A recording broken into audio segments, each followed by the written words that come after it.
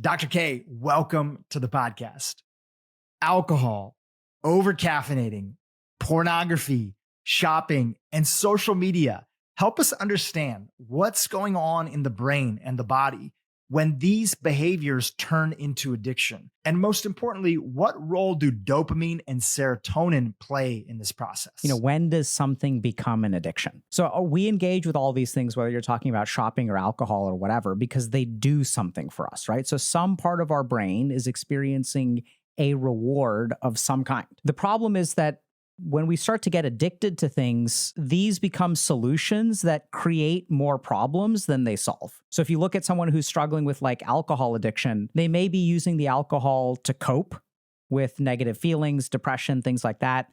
We use alcohol as liquid courage that helps us socialize better, be more comfortable at places. We can, have a couple of drinks when we go to an office party so that we feel more relaxed and we feel more sociable. All addictions start out as like solutions to things. And then over time, what happens is we start to become dependent on the behavior, and the behavior starts to create problems. And then despite it creating more problems, we find that we can't stop. And that's really when we've achieved an addiction. And in terms of what's going on in the brain, well, it turns out that depending on what your choice is, whether it's alcohol or shopping or social media, what's happening in the brain is actually like quite different. So that's kind of the common pathway, but then there's a lot of detail about what circuits are affected and things like that. Well, let's take, for instance, for my audience, something that I regularly hear is people feeling like they're abusing social media and it's impacting their life. It's robbing them of pleasure, or it's impacting them from really pursuing the things that they want to pursue in life because they're feeling like they're losing motivation or comparison is seeping in. So can you talk a little bit more about what might be happening in the brain for somebody who feels like they're addicted to social media? So social media addiction is like really interesting because the first thing to understand is that, substance use addictions, so these are things like alcohol, opioids, marijuana, these act in a very discrete way, right? So I have a molecule of alcohol that crosses the blood-brain barrier and then activates something called the GABA receptor. So it's like very targeted. The issue with a lot of these technologies is that they're not nearly as targeted. So we see a lot more of a whole brain effect. And the different problems that you described each have like unique parts of the brain that they affect. So let's like run through those. So social media does a couple of fundamental things. The first is that it messes with our sense of identity. So if we think about like on social media, I have a representation of myself. And then when that representation of myself gets activated, there are really primitive circuits of the brain of things like social status and social relationships and connectedness with other human beings. Social media activates all of those circuits. And the challenge that we really run into, just to give you like one really example, simple example, is social media oftentimes leads to problems with body image, right? So we're seeing a rise in body dysmorphia in both men and women. And there are really simple ways that it does this. So anytime you use social media, there are a lot of apps now that will automatically filter and adjust your appearance. So if you take like a picture on an app like TikTok, it will apply a filter without you doing anything. And so over time, what happens is we start to build up an identity of ourselves that is a virtual identity that gets a certain number of likes, dislikes, call it whatever you want. And then what happens is like literally when I look at like my pictures online, I'm a prettier version of what I see in the mirror. So I put forth this face to the outside world. And then I spend a lot of time and energy because now it's become a part of our jobs. It's become a part of our social circles, right? We have to be active on Facebook or Instagram or whatever, LinkedIn. So now I invest in this person, but then when I wake up in the morning and I look at myself in the mirror, I'm not that person. What you see when you look in the mirror looks different from the pictures that you take of yourself, especially when we start applying filters. So there's already a little bit of a disconnect between the person that I really am and the person that I put forward. Then what happens is I start to feel inferior to my virtual self, right? Because I'm just not as pretty when I look in the mirror. And so then like we can start to feel dissatisfied with ourselves. And then what happens is, okay, so now what I'm going to do is I'm going to start like using more filters. And then we almost get like addicted to filters in the same way that we can get like addicted to Botox, where we want to look a particular way. And why do people use Botox? It's because they want to look a particular way. And now you can do that virtually. And so at the same time, what we're doing is like creating kind of a false version of ourselves. And then we kind of have this like part of us that we don't like. And then we like the false version more than the real version. So we invest more and more time into our online presence and we start to like lose ourselves in the real world. That's just one aspect. A second aspect is comparison, right? Because social media is very, very, very good at making comparisons and making all kinds of comparisons. So the social media algorithms have figured out that the way to keep you addicted is by making you feel bad and making you feel good in an alternating way. So it'll show you things that make you feel good about yourself or maybe feel superior to other people. And then it'll show you things that make you feel bad about yourself. And so it's kind of like messing with your sense of identity. And it really kind of gets messed up because if we look at the way that our brains have evolved, we haven't evolved to compare ourselves to millions of people, right? We evolved in tribes of like 300 people. So your social status was like somewhere between 1 and 300. But now on the internet, no matter how successful you are, how you look, you will always find someone who is doing better than you, who is more attractive than you, who is more successful than you, who is doing a better job of being a parent and having a career. So like, no matter where you go, you're going to end up feeling inferior. That's kind of the second aspect of social media. Third aspect, you talked about motivation. So this is another thing that a lot of people like don't understand. So when you wake up in the morning, you have a limited stock of dopamine. So we tend to think about dopamine as like being regenerated throughout the day, but there are studies that show that if you take mice and you give them cocaine and then you have them do other behaviors, their ability to experience pleasure from the subsequent behaviors as well as be motivated to act afterward actually goes down. So we have this limited stock of dopamine. And anytime we activate dopamine, we create cravings and we reinforce behavior. So one of the biggest challenges that we see is dopamine is our primary motivating neurotransmitter. And if we kind of waste it all on social media, we've got no dopamine left to experience pleasure with normal things. And what's even more dangerous than that is like normally if you like work hard, right? If I wake up and I like work productively for 4 hours, I will feel some sense of accomplishment afterward. And that's because I have a lot of dopamine. So when I finish, I get some rush of pleasure. I'm like, oh man, I'm done. Like, awesome. I did a great job. And then it's actually easier to work tomorrow, right? Because you've got some momentum. You feel pretty good about it. But when social media enters the picture, it empties our dopamine stores. Therefore, our capacity to experience pleasure and behavioral reinforcement actually goes down for the rest of the day, which is what creates this experience that people have where like after you spend some time using a device, you don't feel like doing anything else. And when you do it, it requires like, it's like a slog, right? You have to force yourself to do it. And then you don't get any sense of satisfaction, even though like in a different circumstance, doing like a solid chunk of work will like make you feel good, right? You're like, yeah, I did it. But our brain is just empty. So we don't have those feelings. There's so much more awareness. You brought up dopamine. There's so much more awareness about dopamine than ever because of largely a lot of these incredible podcasts that are out there like yours. And you take it a step further. You say often, it's important for people to understand dopamine, but sometimes dopamine unfairly gets all the attention when it comes to things like addiction and behavior in the body. Can you expand on that a little bit more? We have these different circuits, like we have the sense of identity. We have a sense of community. So these are different parts of the brain that are getting activated. But I think a big challenge that we have is that, a lot of what technology does and a lot of what we struggle with has nothing to do with dopamine. So a really good example of this is if we look at the amygdala and the limbic system.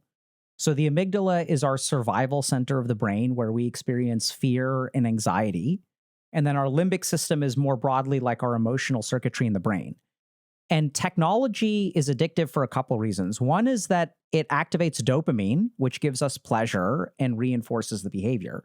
But then the other thing that happens is anytime we use technology, it usually suppresses our negative emotional circuitry. If we look at addictions, all addictions do two things. They give us pleasure and they take away pain. And usually what happens over time is we will actually acclimatize or build tolerance to the pleasure. So if you look at someone who's struggling with alcohol, the first couple drinks they have, they're having a blast, or maybe they're enjoying it. And then later on, like when you're on drink number 8 or drink number 9 or drink number 10, it's no longer fun, right? So when I have patients that are like carrying fifths of vodka around and like tucking them away in purses or in drawers at work or things like that, and they're drinking throughout the day, they're not drinking to have a blast.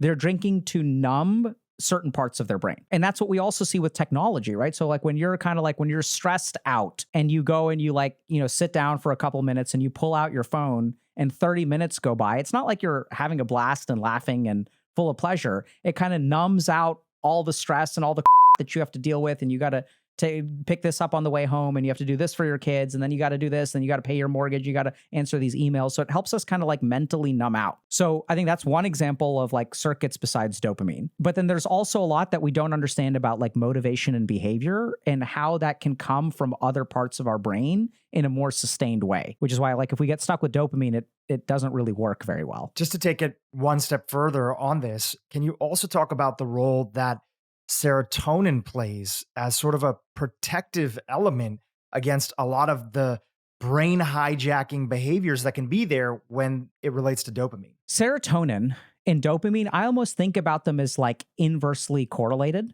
So the more dopaminergic your brain is, generally speaking, the less serotonergic it is, and the vice versa. So let's just run through a couple of examples and what that means. So dopamine, first of all, is the neurotransmitter that governs pleasure, right? So it governs like having fun or pleasure. Serotonin is a lot more associated with contentment or peace. So if we think about like, someone who is suffering from like a mood disorder, like major depressive disorder, and we prescribe them a serotonergic agent, an agent that boosts their serotonin transmission. These are not happy pills. They don't make us happy. They make us less discontent, right? So what they kind of do is they take some of these like depressive feelings and they quiet those feelings. So it's not actually making you happy. It's moving from like -100 to 0. That's really what serotonergic medication does. And so when we boost serotonin transmission, we are sort of moving more towards contentment as opposed to pleasure. So when you engage in a ton of pleasurable activities, do you feel content at the end of that, right? So a lot of times when people think about like when I play a bunch of video games or I drink a lot, I'm having fun, but I don't feel like content and peaceful at the end. Maybe in the case of something like a vacation where you have a lot of relaxation and stuff and you're away from stress, you can get some degree of contentment. But generally speaking, people who like party really hard are not like Zen yogis who are like peaceful with their lot in life, right? They're not like chilling out. They're actually like really hungry. And the more that you activate your dopamine, the less content you'll become. So a lot of times you'll also see this in your kids.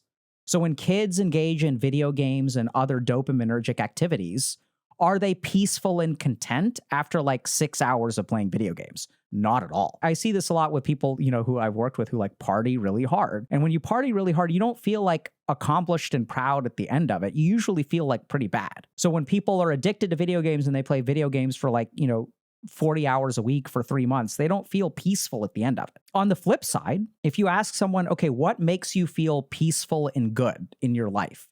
It's usually some degree of accomplishment. Like if I go to the gym and I work out really hard, that is not dopaminergic. There's no dopamine. In fact, it's the opposite. There's a lot of suffering, right? There's pain, suffering, difficulty. If you think about something like, childbirth, like childbirth is not a dopaminergic activity, but it makes people hopefully feel pretty good about themselves unless there's a serotonin problem, in which case you enter the realm of postpartum depression and things like that, right? So even there, it kind of makes sense. So we have to understand that serotonin and dopamine are kind of like inversely related, where the more that you do things that are serotonergic and make you feel good about yourself, like make you feel accomplished, make you feel content, are actually not dopaminergic. They're the opposite. So when you work really hard and you feel good about that, that's actually not a dopaminergic release. It can be some dopamine, but it's serotonin.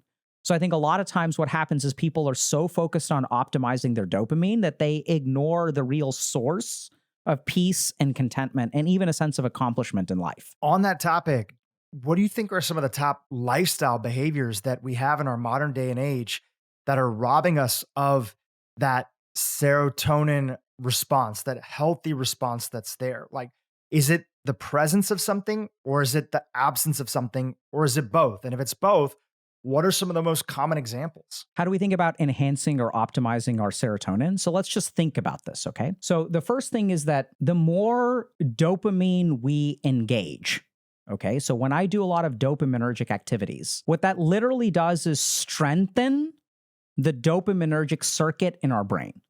So remember that the brain has a lot of like competing impulses, right? So like I want to eat a piece of fried chicken, but I should eat a salad.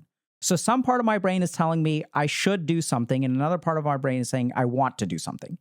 So when we give into the dopaminergic part, it strengthens that part and allows it to become stronger than other parts. So we kind of know this a lot from like kind of Eastern wisdom, right? That when you give into a desire, whatever you give into in your mind only grows. So if you let yourself eat unhealthy today, it becomes easier to eat unhealthy tomorrow and easier to eat unhealthy the next day. And that's, once again, because remember, dopamine creates behavioral reinforcement, right? So whatever we do, we're going to create cravings for, and we're going to reinforce.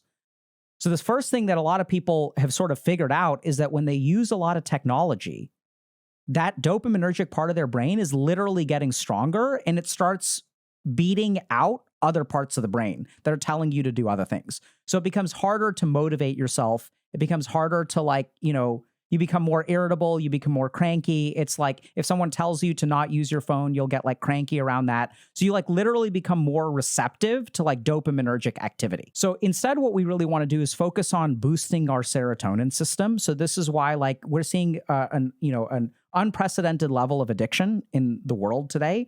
But we're also seeing an unprecedented level of hunger for meditation and mindfulness. And why is that? What do these do in our brain? So we know that, for example, meditation is an evidence-based intervention that improves things like depression and anxiety. And the primary medications that we use to treat those are actually serotonin-based medications. So meditation probably boosts our serotonin transmission in the brain. But I would say that there are also like different kinds of like mindset kind of shifts that we can do. If we kind of think about, what results in serotonin boosts, it's usually things that matter to us that are painful. So when I think about when I stay up all night taking care of my sick kid, that's not pleasurable. It sucks.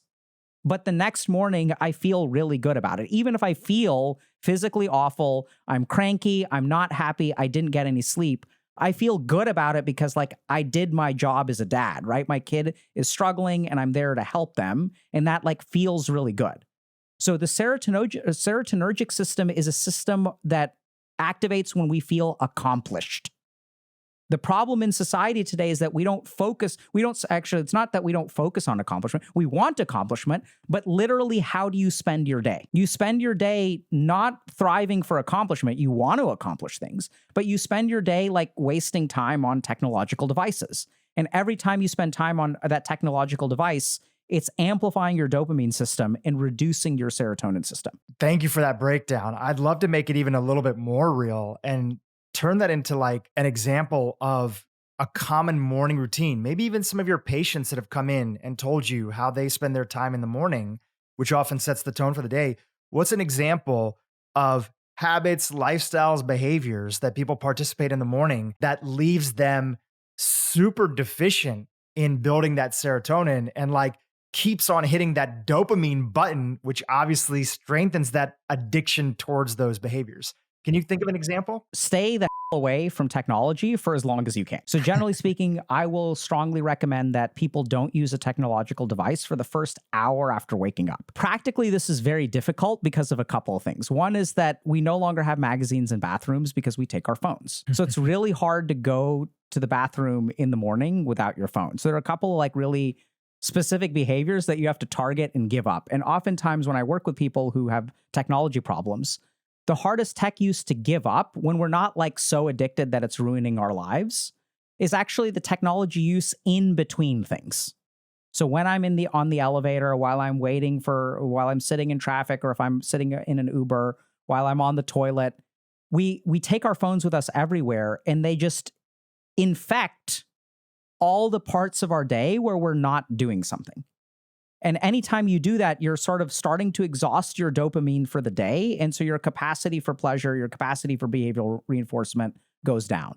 So I know we've heard it 1,000 times before, but you really have to understand what the damage of 15 minutes of cell phone use when you're taking your morning dump with your cup of coffee, or if you have your cup of coffee and you're sitting down and scrolling on your phone for 15 to 30 minutes before you start your day, what that really costs you. And on the flip side, I think that one of the really interesting motivating things that I sort of learned, in the East and stuff, and I'm sure we'll get to that. We don't really understand where motivation comes from. So there is a dopaminergic motivation, which is the motivation of immediate pleasure. So this is like the motivation of pleasure from like snorting cocaine or playing Candy Crush or something like that. But then there's also a serotonergic motivation, which is like the motivation that comes from the Sanskrit word dharma or duty. So when I'm like, when I'm on call in a hospital, that's not pleasurable. Oftentimes it's very unpleasant. People will be like high on cocaine and like yelling at me and stuff, right? I'm working in the emergency room. It's overnight. People are drunk. People are homeless. People are upset. People are hurt. People are suicidal. People are psychotic. That's not a fun job. And yet when I go there, the attitude that I take, which is a huge part of serotonin, by the way, because when I work with my patients, what we do is we change their attitude. How do you see this? A 15-minute clinical encounter, there's no question that it sucks. But as long as I feel like I'm doing my duty, and this also relates to burnout, very effective at treating burnout, fixing burnout. As long as I'm like doing this for a greater purpose, right? Like if I'm taking care of my sick kid, that's worth it. If I'm at a hospital trying to help other human beings because this is my mission in life, it is worth it. And then something really cool happens. When we have a dopaminergic brain, we run away from pain and we seek pleasure at every opportunity. Life becomes a struggle of restraining my impulses towards pleasure and choosing things that I don't like. But there's one really simple way to short circuit that whole system, which is to focus on dharma, right? So if someone pulls a gun on me, like I want to run away from the gun, I don't want the gun, I'm trying to get the hell out of that situation. I'll call the police. Now, if someone points a gun at my children, I'm stepping in the path of the gun. Even though like this is literally a life or death situation, my motivation in that moment is to do something incredibly dangerous that in a different circumstance, the intervention is the same. The gun is the same. The meaning is the same, right? It's dangerous. The more we sort of think about what is our duty in life, what's my purpose in life, what am I really like on this earth for? And as we start structuring a life that aligns ourselves with that, then something cool happens. The hard things become things that you step into the path of, the things that you embrace. And you have kind of this deeper motivation that becomes resilient against pleasure. And whether things are pleasurable or painful, you kind of like embrace it all. And then people feel like super, super motivated in ways that is very confusing sometimes. But hopefully people will kind of understand some of those analogies. That's a great breakdown. I'm sure our audience and I myself had a couple light bulb moments, even though I've feel this in my life. You're connecting the dots in a way that it's like, oh, that's why this actually works. So the question I have for you is the step for someone who's feeling like they lack a sense of self-control, is one of the early steps for them to really ask themselves, what are their immediate purposes, their dharma? What's the reason that they're here? Is that a good question to start off with, or is that too big of a question for them to start off with? Yeah, so it is too big of a question, and it's a great place to start, right? So I would say if you're struggling, like this is the first thing that I would say. I think we're way too caught up in self-control. So if we think about what self-control is overcoming your impulse. Right? The beautiful thing, like the work that I do is not about building self-control. I know it's weird because I do a lot of like addiction psychiatry work. I mean, we teach people how to pump up their self-control and meditate and all that good stuff. But really it's about changing the way that they see their life. And then self-control is no longer an issue. When your body, your brain, your mind, and your spirit are aligned in the right direction, you don't need self-control. There is a spontaneity and an easiness of action. Just like the gun analogy, right? So like when the circumstances are right, and when I view the situation in the right circumstance, in the right way, then my behavior flows very naturally. And if people are listening to this, like, I'm sure there have been times in your life where you did what you should do, you did the right thing was hard, and it was easy for you, right? Not the hard things that we do in life are not always hard. Sometimes something happens within us, and that's really where the focus of the work is to sort of figure out, okay, what's going on inside you? Why are you the way that you are? Why are your desires in this direction? And let's understand those things. Because in my experience as a psychiatrist, good diagnosis precedes good treatment. The problem is everyone is trying to change their life without really understanding what the problem is. Let's take it back to this analogy that we were talking about of somebody who's abusing social media. They're starting off in the morning. The first thing they're doing is they're whipping out their phone, and they're not just like checking in on anything that's urgent. They're sort of letting the narrative, the priorities of other people, be it the news that's on social media, the comparison, all the things that we talked about earlier. If they're going to want to break out of this sort of cycle that's there, and a big part of that is changing the outlook of how they even look at their life, what is the first step, or what are some possible first steps that they could be taking? So here's my favorite step.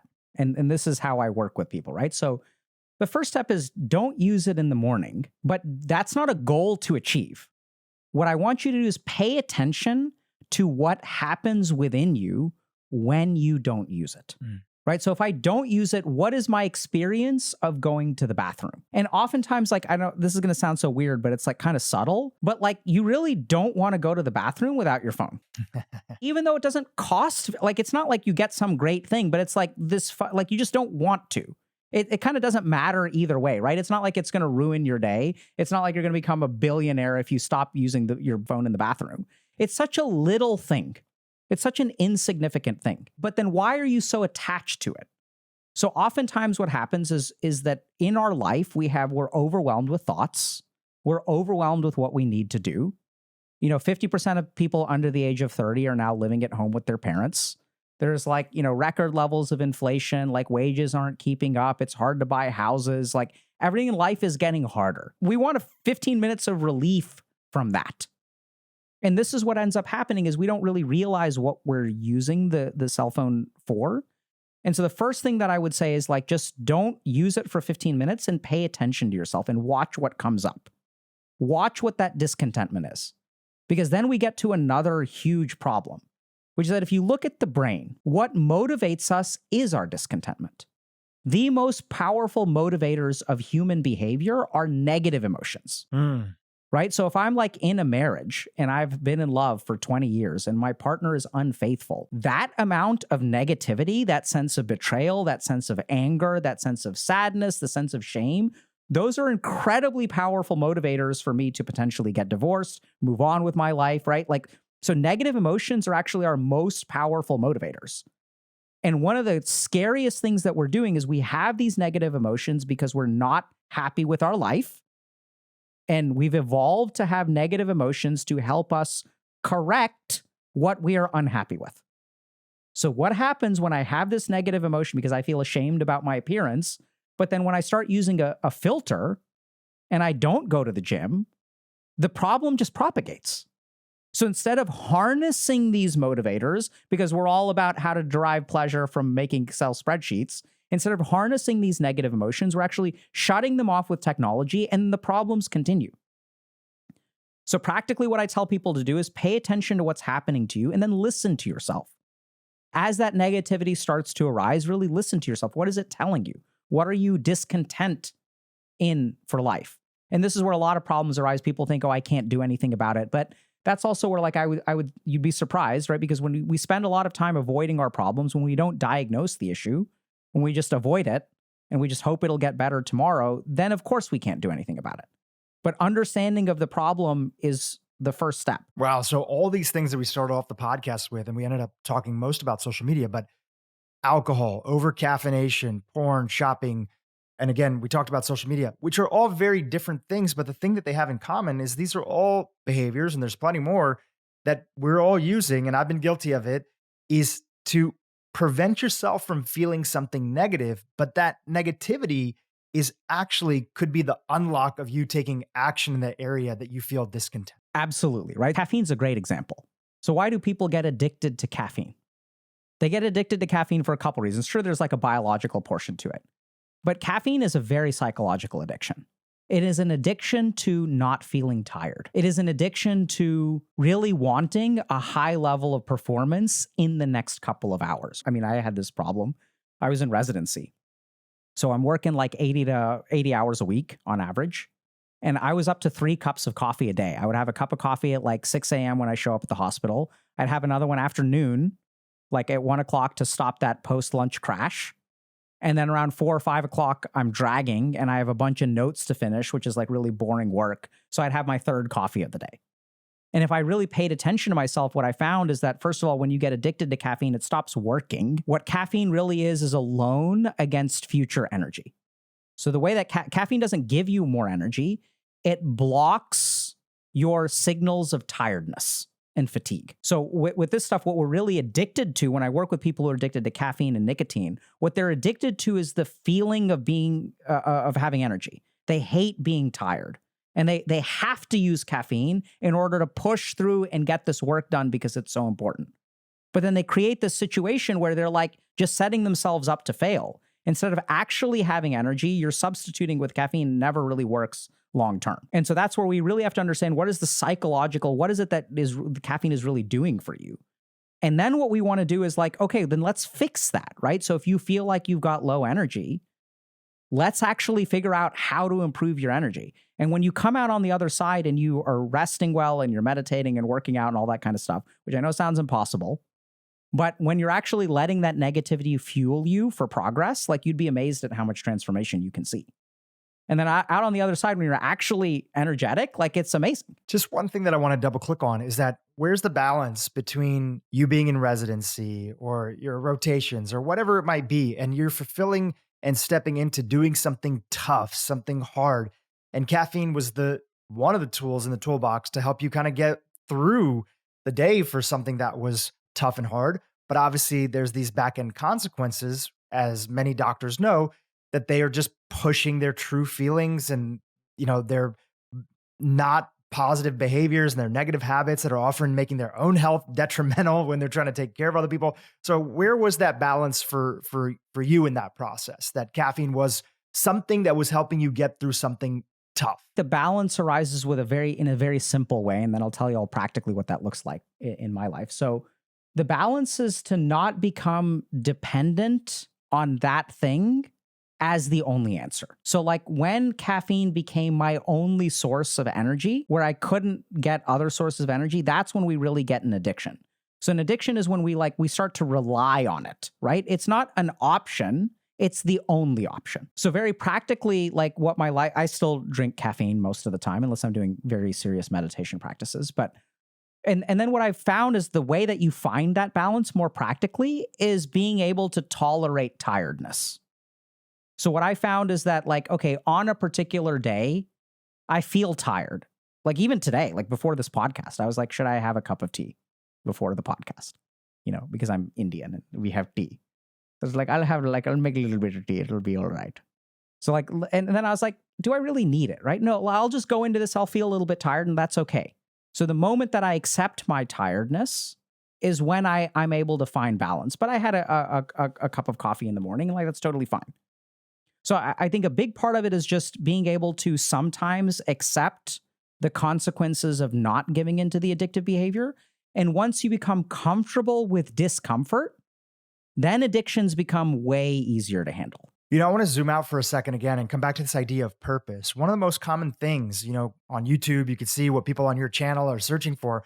One of the top things that I often see people searching for that watch our content and videos is, what is my purpose, or do I have a purpose? And that really sort of brings up this larger topic, which is, I'd love to hear your perspective from both the Western and the Eastern side of, does everybody have a purpose, and how do they go through this lens of finding out what it is so that they can look at their life differently and change the way that they interact with like why they're here? One of the most fundamental questions we're all asking. Absolutely, people have purpose, 100%.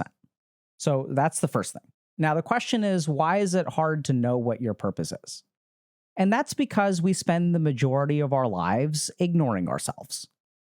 So if you look at like what we do to children, what we do to boys, girls, this used to be very, very prominent for just women. Now it's starting to happen more to men. So we spend the majority of our lives like getting conditioned away from who we are. Right. So I'll give you a simple example. So when I went to college, I was genetically pre-med. I was pre-med because I'm an Indian kid whose parents are doctors. And when you're an Indian kid and you're 15 years old and people ask you, what do you want to be when you grow up? And you say, I want to be a doctor. So first I said, I want to be an environmentalist. No one was impressed. And then I said, I want to be a doctor. Everyone was like, oh, wow, amazing. Wonderful. Your parents are such good doctors. You're going to be a great doctor. So already at the age of 15, I had certain impulses. I had things that I liked. I started a business that was making $300 a week when I was in the 7th grade. And that was a lot of money back then. That was like real money. And then when my parents found out, my dad was like, he was kind of proud of me because he could see that I had that hustle, but he made me shut it down. He's like, you need to focus on your studies, Alok. So I had some of these tendencies. And if you have these tendencies, what life will do, what society will do is squash them. Then what life will do is they'll tell you, hey, you should do this. You should become a doctor, right? Like that's the right profession because everyone's impressed when you're a 15-year-old kid and you say, I want to be a doctor. And so then you start striving for things that you don't want. You start striving for things that people tell you are good for you. And so then we choose a major in college, right? And then we choose a job. And how do we do those things? It's just kind of like, you don't really know what you want when you're 18 years old. You have no idea what it's like to work a day. You don't know what it's like to have a career. You have no idea if you like engineering or medicine or whatever. You have no information. And then we get kind of locked in to a path because now that I've spent 4 years studying this, I have to get a job in this, even if I don't like it. And it requires so much momentum to shift tracks. And then everyone will tell you, oh, it's a waste. You wasted all this time. Look, do it. You'll make good money, right? And so what starts to happen is what we do is we take parts of ourselves and we squash them. And this gets worse with technology because the more time you spend on the internet, the more time you learn you should be doing things differently, right? You need to be like meditating for an hour a day and stay off your cell phone the first 15 minutes of the day and make sure you buy this clothing and make sure you look like this and make sure you use this and be something that you are not. Nothing on the internet tells you, hey, you're fine just the way you are. It's totally cool. You have advertisers, you have marketers, you have AI that are measuring all these algorithms, figuring out what you want, figuring out what your weakness is. There was that whole scandal where, Target or whatever figured out that people were pregnant before they knew and started mailing them catalogs, right? So like people know and the internet knows about you and it tries to create dissatisfaction with who you are. And then what it does is tells you, buy this thing and we'll fix that dissatisfaction. So if you look at this, basically it starts with a moving away from yourself and ignoring yourself. And then that gets amplified. Now that I'm unhappy, and the reason that you're unhappy, by the way, is you never listened to yourself in the first place, right? Because you chose a career based on what people chose you to do instead of actually doing something that you found joyous. And that was naturally motivating. Like you would have worked your ass off if you like it. There's a disconnect. And now you feel a little bit empty. You don't know what you're doing. And then along comes the internet says, hey, that emptiness that you've got, use this body wash and it'll go away. Sign up for our course and we'll help you find the career of your dreams. And then it only amplifies it. And so the more that we get disconnected from ourselves, the harder it becomes to find our purpose because the world can't tell you what your purpose is. They've been doing it and you've been listening and look at where it got you. So the way to find purpose is to fundamentally reconnect with yourself. And that becomes hard because you don't like what's in there, right? Because you have ignored yourself for a while and you're not super happy with the person that you are deep down inside. And you recognize that there are some weaknesses that you try to keep at bay because other people sometimes see them too. And they're like, hey, you should really drink less. And you're like, no, I'm fine. It's not a problem. And then that evokes that denial, right? So it really starts with connecting back with yourself. And we know because pornography addiction, one of the 2 variables that correlates with pornography addiction is meaninglessness in life. So if we're really thinking about overcoming that addiction, you have to have a good enough reason to resist all those impulses. You can't just cure addiction in a vacuum. There's got to be like motivation behind it, really something that is worth the pain. And that's where dharma comes in, right? So when you are overcoming an addiction, that process is filled with pain, not pleasure. So you need some fuel that will make you stick with that. And that's purpose. On a tiny level, this idea of not taking your phone to the bathroom and just sitting with that discomfort, that could be a tiny way that people could get started with feeling what they're actually feeling. What did you suppress? What did you not say today that you wanted to say? What did you not make progress on? You're just sitting there with you and your thoughts and your bowel movement, hopefully, but no other interruptions that are there to distract you from how you truly feel. Is that accurate? That's accurate. There's only one tiny inaccuracy, which is that you said it's a small thing, right? It's a tiny way. It's not small. It's the whole 9 yards. It's everything. It's 100%. If you can do that, so I want you to think about all the things that you're doing in life that you are unhappy with.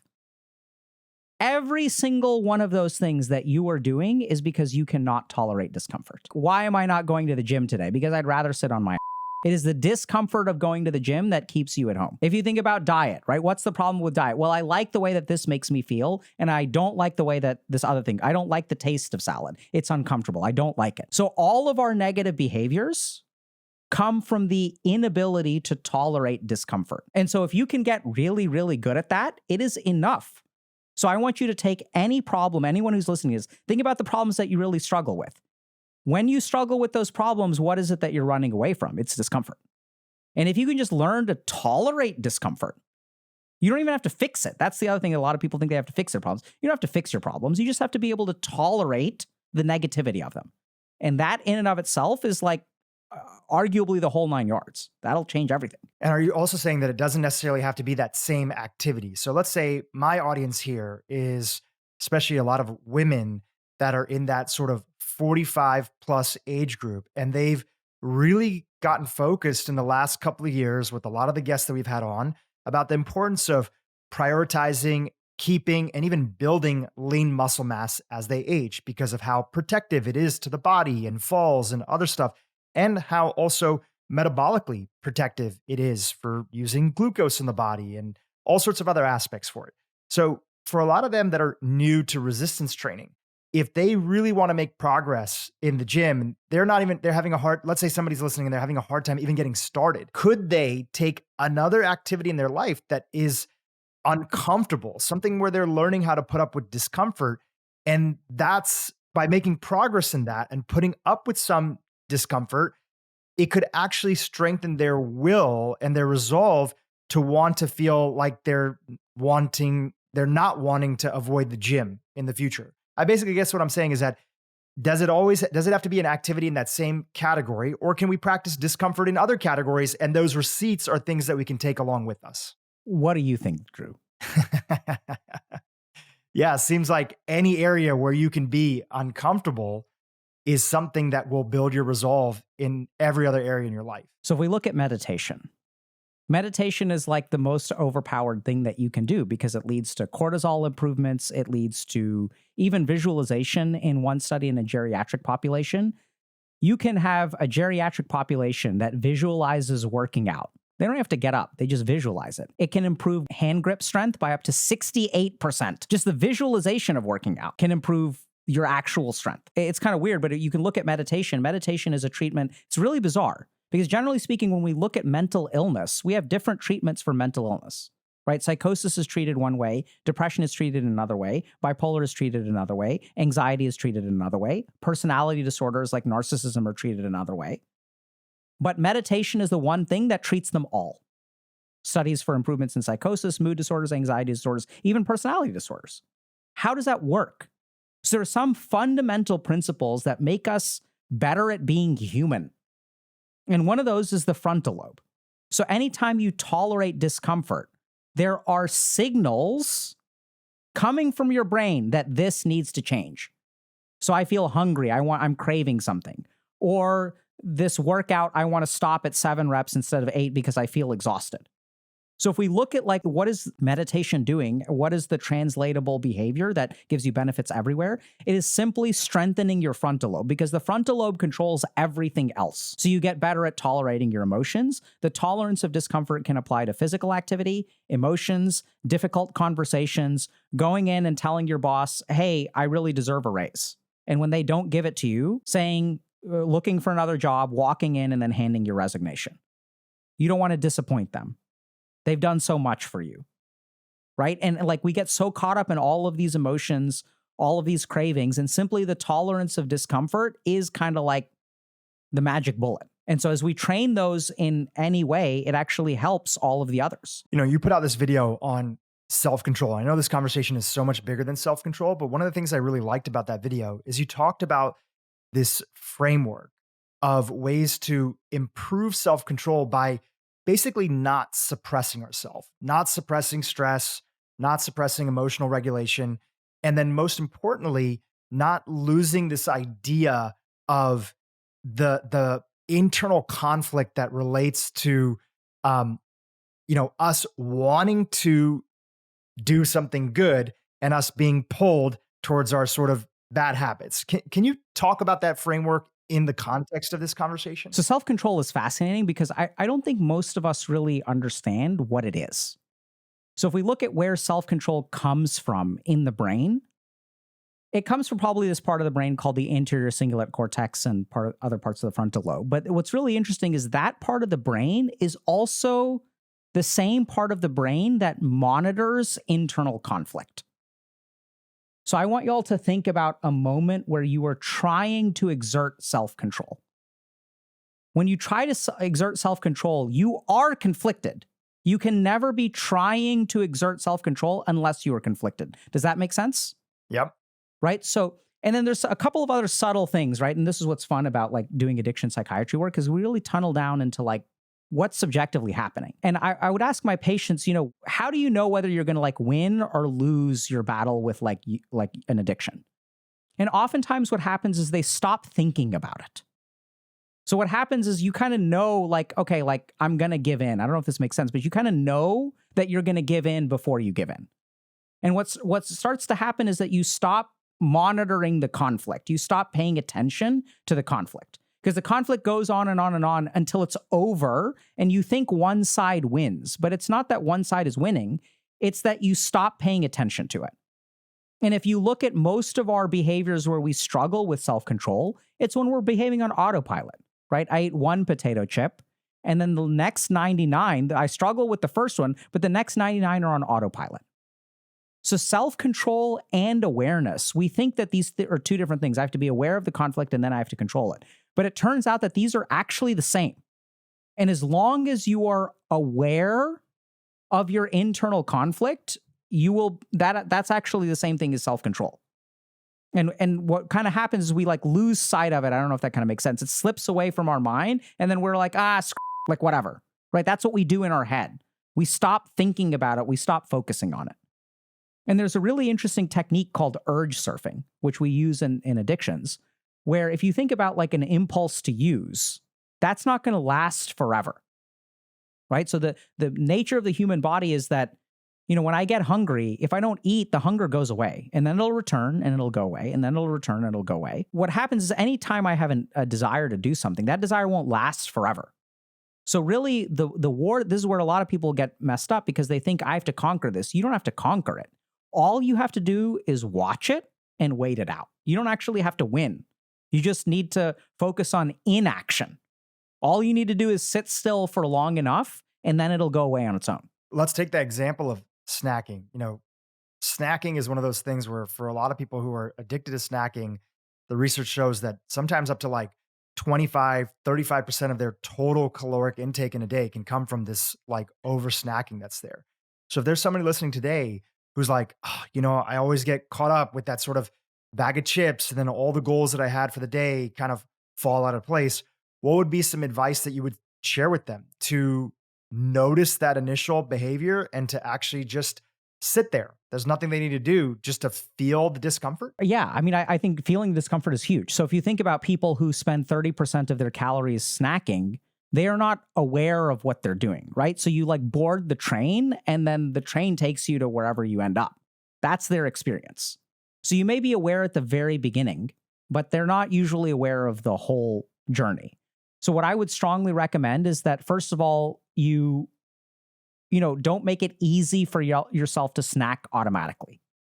So tech platforms are really good at this. We have things like biometrics so that we can auto log in. It saves our login. They make it super easy for us to engage in technology, right? So if you have an impulse to like watch a TikTok is designed to help you satisfy that impulse within a second. Because if they can get you started, they can hook you for 15 minutes. So all of the tech platforms are trying to reduce the time between you having an impulse and you engaging in the technology. And what we've learned, and this is actually really fascinating. So even if you look at the research on suicidality, so everyone thinks that people who kill themselves are like planning for months in advance. The research shows that 60 to 70% of people who decide to make a suicide attempt do so within 5 minutes of the attempt. 40% within 60 seconds. So people have this impulse to kill themselves and then they act on it. So what we really need to do if we want to control our behaviors is stretch out the time between impulse and action. So don't carry chips around, make them far away from you, make it so that you have to get in the car and drive to the corner store and then like pick up so then you have 15 minutes to like overcome that impulse. So that's the first thing. And usually within that process, what happens is we have space for awareness. Because when you're driving there, and I've done this, where like I'll drive to like a fast food place, but on the drive there, I'll turn around and go home. I'll be like, I don't want to do this. Right? So you need space for like the part of you that wants to be healthy to like get a say. It's like, saying like, oh, hey, we're going to have an election. The election is in 30 seconds and whoever's here right now gets to vote. That's not how it works. So you need to give yourself time. That's number one. Second thing, and there was actually, it's funny you talk about snacking because I had a teacher, a guru, who was addicted to potato chips, and they were a monk. And so their teacher, they were like, I'm addicted to potato chips. And so they would like try to control their addiction, and they were living in a monastery and stuff. And it like worked for a while, but they'd always relapse. So they went to one of their teachers and they're like, how do I overcome this? I'm trying to become a monk. I'm trying to become desireless and conquer all my whatevers. And so their teacher said, so don't resist the addiction anymore. Instead, what you should do is be aware of it. So actually carry potato chips with you wherever you go. Keep a bag in your room. Keep a bag in your backpack. Everywhere you go, you should have access to potato chips. But when you eat the potato chips, you need to be fully aware before you eat them, when you eat them, and after you eat them. So what is this desire for potato chips? Where does it come from? Where does the desire exist within you? Pay attention, really look at it. As you eat the first chip, what happens to the desire? How many chips does it take to end the desire? And after how long does the desire return? How long do you feel satisfied? What is the satisfaction of the first chip, the 30th chip, the 50th chip? And as this person engaged in this practice, now this person had some meditative training, which I think is kind of necessary before you do this, but it works really well. I've used this with my own addictive tendencies. You'll start to realize that, your addictive behaviors don't actually satisfy anything. All they do is create more problems. And once that realization sets in, and no matter how many potato chips I eat, I will always want more chips. This is an exercise in futility. I only buy myself temporary enjoyment, and then I want more later. It's like it's never ending. Once that understanding really settles into your brain, once your frontal lobes understand what the real advantage and disadvantage are, then the addictive behavior will start to melt away more and more and more. Two different approaches. One, in your instance, you're talking about creating friction and having space between you and the snack, right? Don't keep it in your house. You often hear people who are on this podcast talk about that. And another one, which is like, hey, what does it look like to fully live in it and be fully aware the whole way through? I'm guessing for the majority of people, but I'd love to get your thoughts on this. Probably the first framework is probably going to be the framework that's going to be more useful for a lot of individuals who are listening today because they don't have that meditative training. And is that your sort of sense of things? Yeah, so I don't think I don't think it's more useful or less useful. I think it's more accessible or less accessible. Let's understand the problem with the first method. The first method will help you resist, but it won't change it won't change the craving. Right? We're basically setting up an environment to bypass ourselves. We're assuming that we're always going to lose. Right? Does that kind of make sense? We're not actually conquering anything within us. We're just shaping an environment. It's like we're not learning how to swim. We're just putting on floaties and jumping in the water. We're having the external environment do the work for us. So that's a great place to start, and your instinct is right there. And when I'm working with an alcoholic or someone who's suicidal, one of the best evidence-based things that we can do is remove the suicidal means from the home. So get rid of your gun. So we absolutely need to do that. But even that's what I do with my patients the first day. Let's get the noose and the gun out of your house.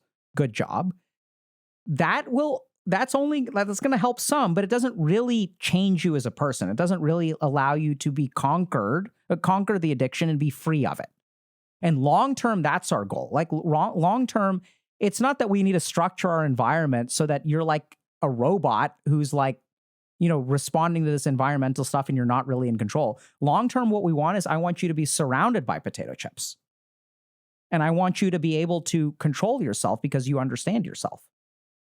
And in the patients that I work with that are suicidal, we'll get to the point where even when they're happy, they'll have suicidal thoughts, but they're truly centered and like in control. So they'll even tell me, right? So a lot of times psychiatrists freak out and they'll say like, oh, I'm having suicidal thoughts. And I'll just ask them a couple of years and I'll be like, is that something we need to worry about? And they'll be like, no, like it's okay. And so what we're really talking about is, what do you want to shape? Do you want to shape the outside to make things easy on yourself? Or do you want to shape yourself so that like easy and hard is the same difficulty for you? I'd love to chat about your personal journey. You're not just a clinician and an educator on these topics. You actually suffered with some addiction in your journey. And you've used a lot of these tools at various stages of your journey to put your framework out there that you talk about through your Healthy Gamer platform. So talk a little about the origin story, being in med school, being in university, being addicted to video games. I think our audience would love to hear about that. I grew up the son of Indian immigrants who were both doctors. And so, as I said earlier, I was genetically pre-med. And so I went to college, but I didn't really care about, the only thing I cared about for being a doctor was like the prestige that comes with it. So I was 18 years old. I went to the University of Texas at Austin. I was going to be a doctor, not just any doctor, best doctor. I'm going to go to Harvard, right? Because that's what good Indian kids do. So like, that's what my goals were. But like, I had no actual motivational drive. So I played a bunch of video games, started in high school, started to become a problem there. But then I basically failed out of college. So my first year in college, I had less than a 2.0 GPA. Half of my transcript was literally Fs. And then, so I was on academic probation and barely made it through my second year. So I was on the verge of getting kicked out and like all I had to do was get higher than a 2.0 GPA. And so I had managed to get like a 2.1 or something. So 2 years of college in, I've got like an average of less than 1. So I had a 2.1 my last semester. And before that, it was like a 1 point something. And my parents tried everything. They tried to like, punish me, and they tried like tough love and love. And like, they just didn't know what they were dealing with because I was really addicted. So I went to India. I spent 3 months at an ashram, studying yoga and meditation, and like fell in love with it.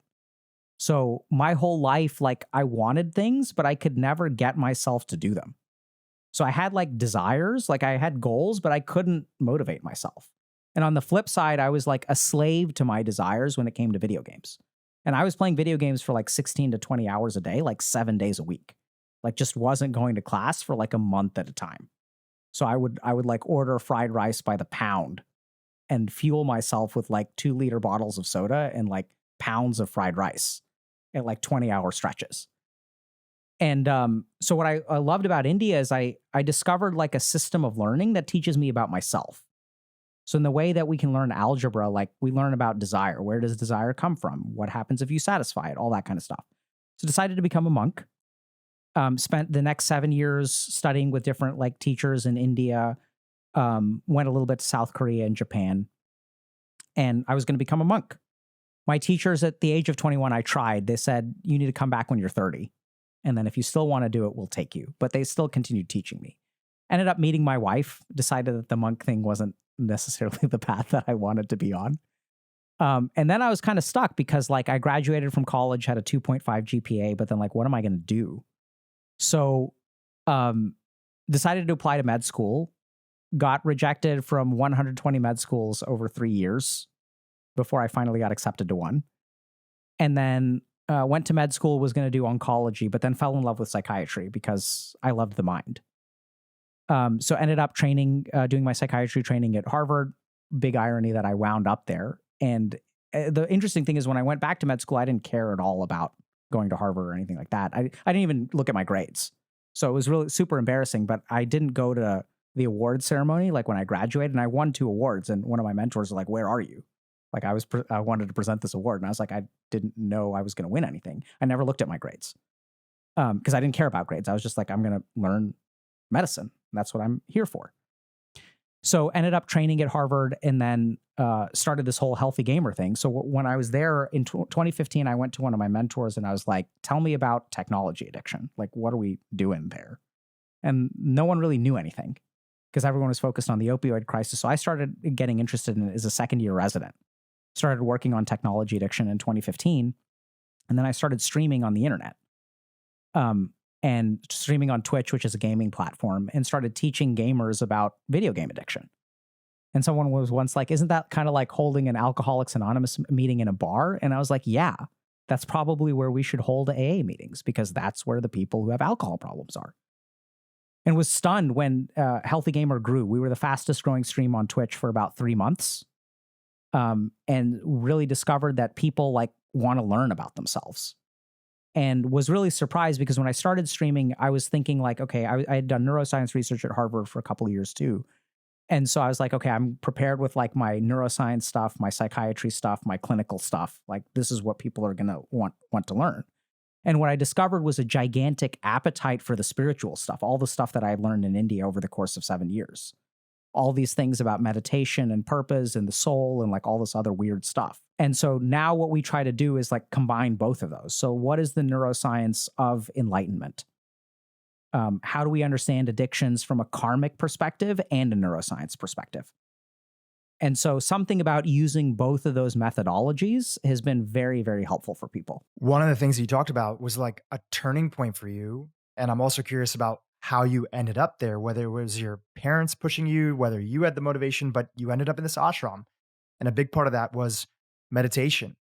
What is your advice for people who are listening to the conversation right now and are feeling like, you know, that feels like a vehicle that I could be using to step more into who I am and sit with the discomfort that's there in life, to actually step deeper into my purpose and ask these bigger questions and see what kind of answers show up for me?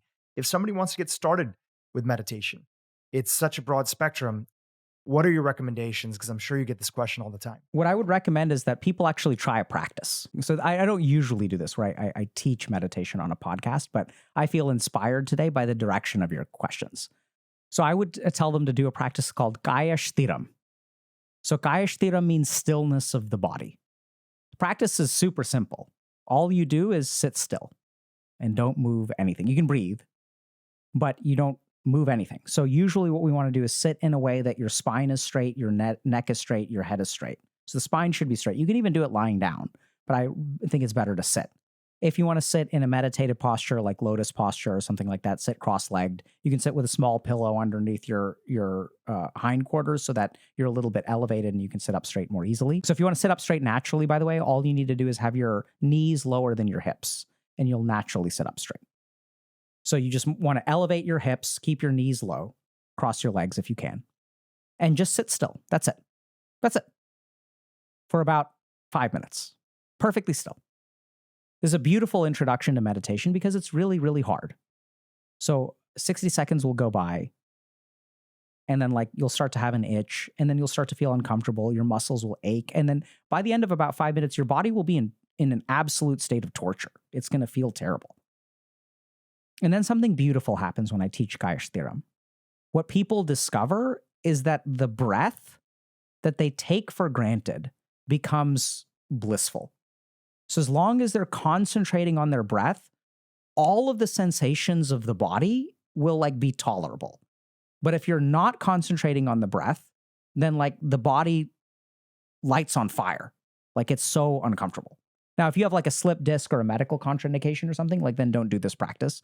Always talk to your doctor if you've got a medical condition. Like that's really important. But it's a beautiful practice because what you learn is like to be with yourself. Like you're here in the present. You're not going to think about anything. You're not going to worry about paying your mortgage. You're not going to worry about what you have to do for dinner today. All of the thoughts will leave as you struggle to just survive this moment.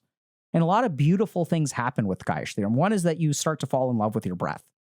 And then you start to realize, like, you learn a very important lesson, which is that no matter how much pain I'm in, I can concentrate on the breath. And for 3 breaths, for a few moments, I can find solace. I can find peace. And that is transformative. So the ability to find a few moments of peace when everything is falling apart will change the way that you live in the world. Now you no longer need the world to give you peace. The basic problem that we have in life is we become dependent on the world to give us peace, happiness, or unhappiness. Oh, I want this promotion. If I don't get the promotion, I'm going to be devastated. And if I do get the promotion, I'm going to be grateful, right? So my happiness becomes dependent on anything except for you. Does this person love me or not love me? Do they say yes or do they say no? Do they forget my birthday, remember my birthday? So we're going through life and our happiness is outsourced to everybody else. And no wonder we're unhappy because we're not in control of our own happiness. And we think that controlling our happiness means achieving our goals. It isn't. Because what happens when we achieve our goals? We move the goalposts and we have new goals. It doesn't work. It's not like you work for your 8th year and you're like, oh, this is the final promotion. Now I'm done. That's not what happens. We always want more.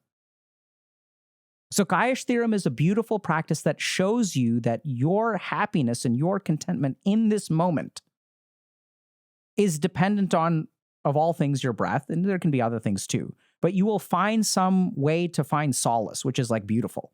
And then you can use that technique anytime you're like struggling. You can tap into your breath and be still. And then it does all kinds of other things, right? So it teaches you to tolerate discomfort. It teaches you how to be in the present. See, this is where a lot of people struggle because they say, oh, meditation is about being in the present. I don't know. How do I be in the present? The way you be in the present is by engaging in a practice that forces you into the present. You don't have to try.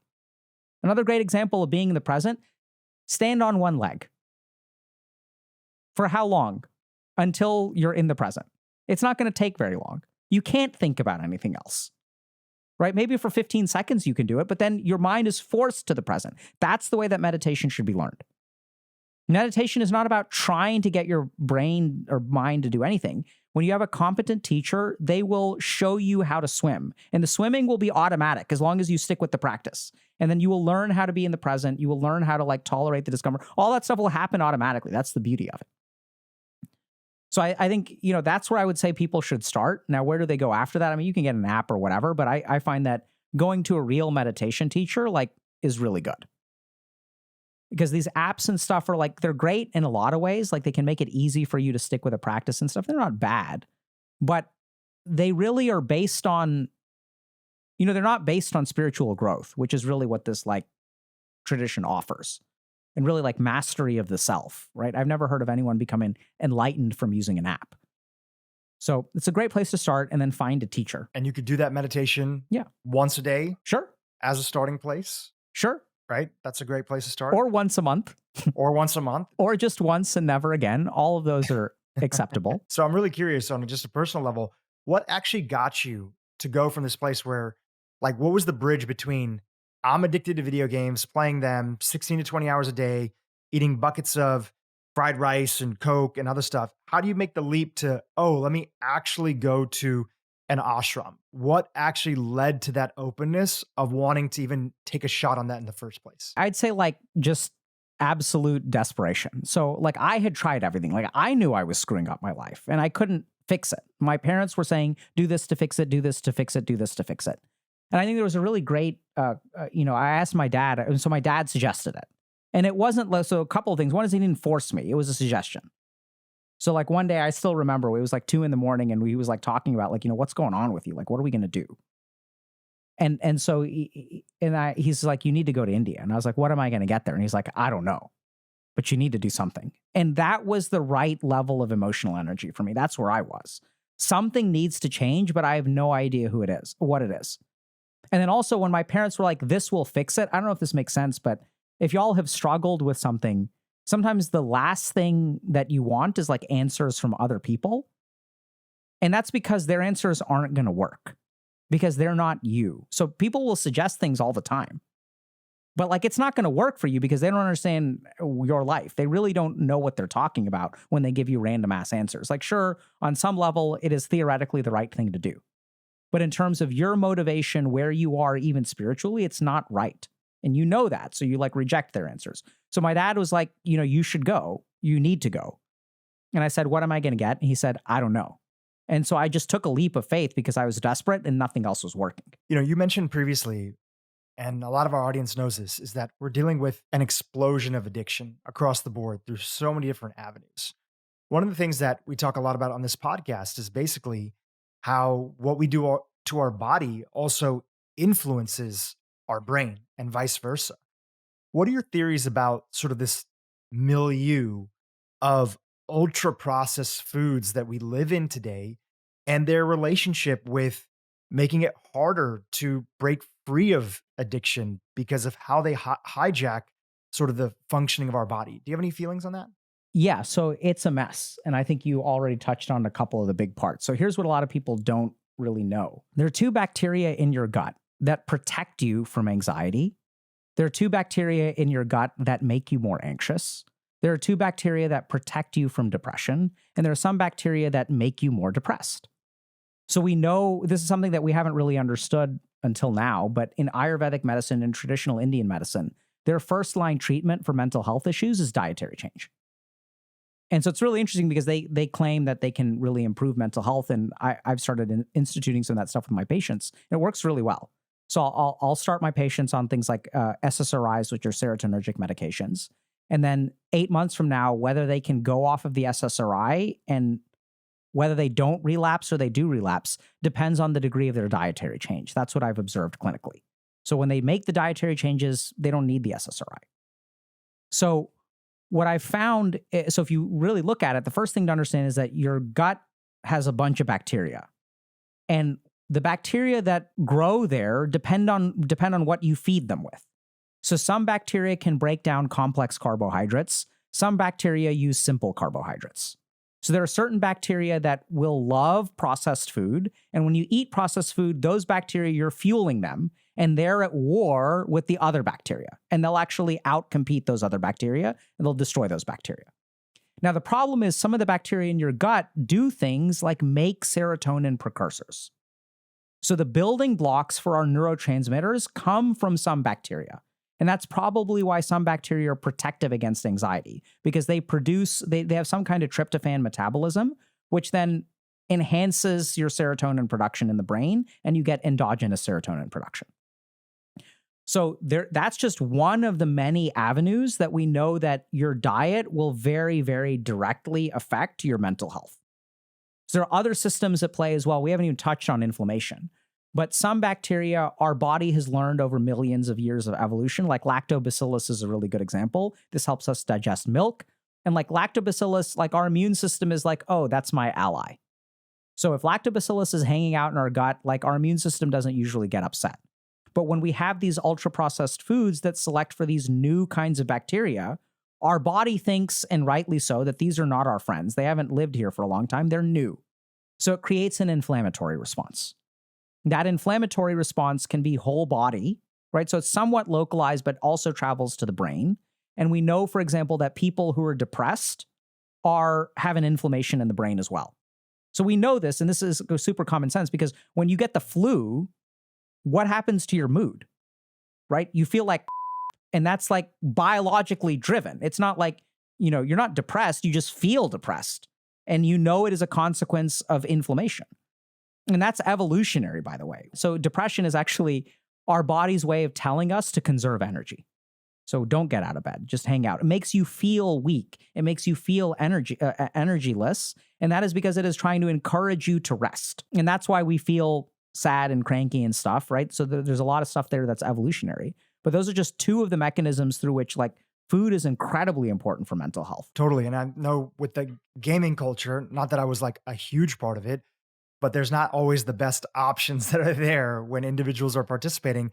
And for that matter, any sort of addiction that people have, it tends to lead to addiction in other areas. And one of the biggest things that we all tend to abuse is food, ultra processed food in society, excess calories, excess sugar, over drinking, over caffeinated. So all these things are linked in together. But the good news is, as you mentioned before, is when we start to build up receipts of doing things that are difficult, slowly by slowly, it makes it easier to practice that agency on all avenues of our life. Absolutely, right? And I think you touched on another really good thing, which is ultra-processed foods are highly dopaminergic, which means that they elevate that dopamine serotonin imbalance gets enhanced. So when you eat a bunch of ultra-processed foods, you don't feel peaceful, content, and accomplished. You've given into that dopamine and you feel like some degree of regret and guilt afterward, right? So it also is working on that level. Dr. K, this has been great. Sometimes at the end of the interview, I like to hand it over to the guest and give them an opportunity for Is there any advice right now that's trending on social media, on YouTube? You know, you have a huge YouTube platform. I hope my audience clicks on your show below and subscribes to it. There's a lot of great information, even if you're not somebody or has a family member that's into gaming. There's a lot of really great master classes you have and other great content. So I highly recommend everybody check it out. But are there any trending advice that you've seen, maybe even in the last couple of weeks, that you feel it's important to kind of have a little bit of a public service announcement that following this trend, even if it's well intentioned, might be a misguided approach to this topic of addiction, purpose, happiness? Yeah, so I have two thoughts. The first is a really short one. So a recent study came out about ADHD information on TikTok and found that 95% of ADHD information on TikTok is wrong. So the first like kind of PSA is be super careful about mental health information on the internet, because at least on one platform and one diagnosis, the majority of it is like just wrong. So be careful about that.